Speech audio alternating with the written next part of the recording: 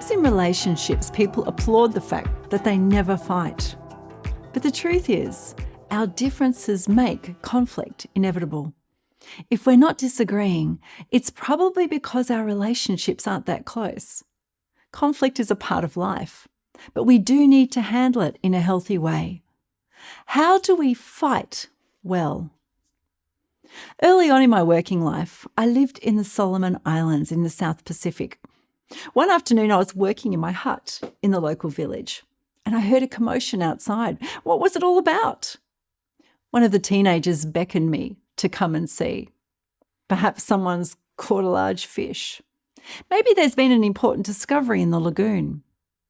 So I followed the teenager to the other end of the village. Outside one of the huts was a crowd of people all peering in the same direction. Then I realised what it was. A couple were having an argument, and everyone had come to watch how differently we all respond to conflict.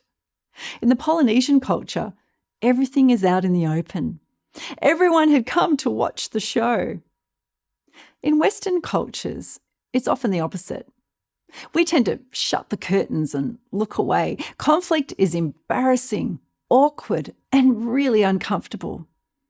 Many of us have learned to fear it, scared that it could cause a breakdown in our relationships or undermine the goals of our community. Then, of course, Jesus taught us of the importance of resolving conflict. We should always seek reconciliation as a priority, even before we come to worship.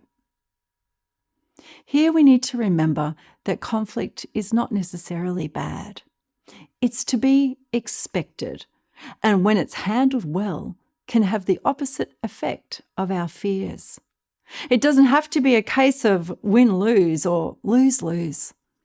A lot of positive things can come from conflict. To begin with, conflict can make our relationships stronger. Research has clearly shown that when people work together and everyone gets involved in resolving a problem, the result is more buy-in to the group and its goals. The process itself brings people closer together. As people give of themselves with mutual respect, commitment to each other grows. Open and honest discussion leads to a greater sense of ownership and belonging. Then there's the fact that conflict can push people to become more creative and innovative. When we all work together to find a solution, new ways of doing things develop. As my mentor used to say, stress brings strategy. We don't like it, but it can be good for us. When I started out in ministry, planting a church, we had a conflict in our team over the venue we were meeting in. Our venue was an old church building that was run down and with few facilities for children, but it had a lot of character. Even though it didn't meet our needs, one of our team was particularly attached to it, and she didn't want to move. The disagreement meant that we started talking about what kind of church we wanted and whether we prioritised children's ministry. We had to dig deep to understand each other's perspectives. In the end, we found another venue. It had better facilities. But it wasn't only about the venue itself.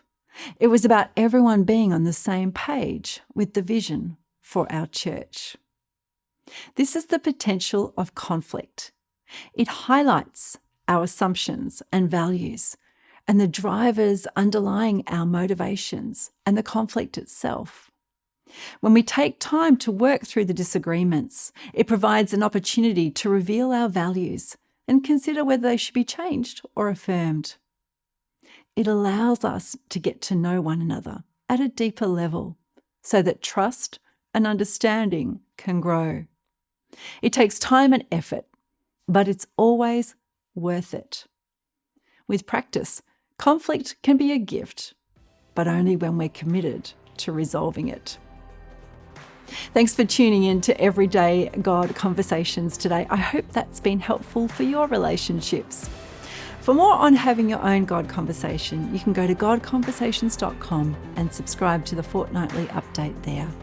Looking forward to seeing you next time.